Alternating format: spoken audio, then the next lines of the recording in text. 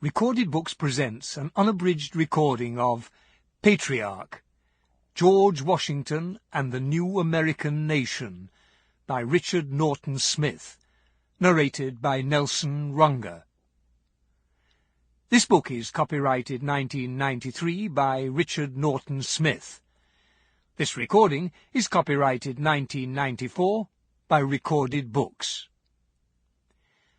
When George Washington agreed to take on the presidency of his new nation, he inspired gratitude and adulation on a scale almost impossible to imagine today. In the years that followed, he would need every ounce of his countrymen's affection as he presided over a government threatened by internal dissension and foreign war.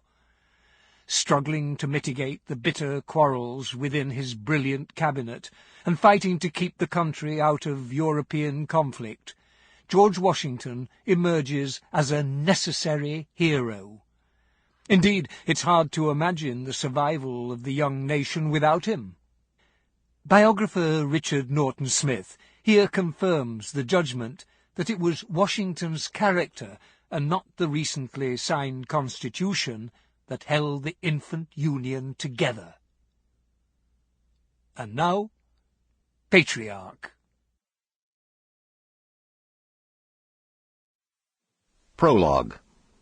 The Man in the Macomb House. George Washington was dying.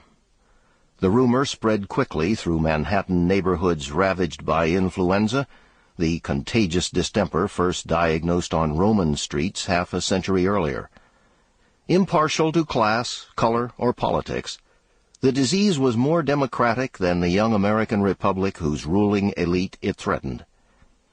At a boarding house on Maiden Lane, Congressman James Madison took to his bed. Too sick to argue with Alexander Hamilton over the Secretary of the Treasury's audacious plan to consolidate federal power by having the government in New York assume the debts and revenue sources formerly reserved for individual states.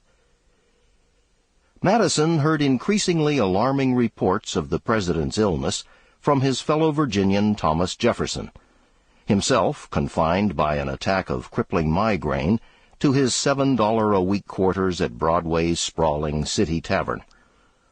A mile away, in the rural village of Greenwich, Abigail Adams lay ill as her son Charles tossed feverishly and the rest of the household complained variously of bilious attack and St. Anthony's fire, a painful skin inflammation. Only her husband, the vice president. Sample complete. Ready to continue?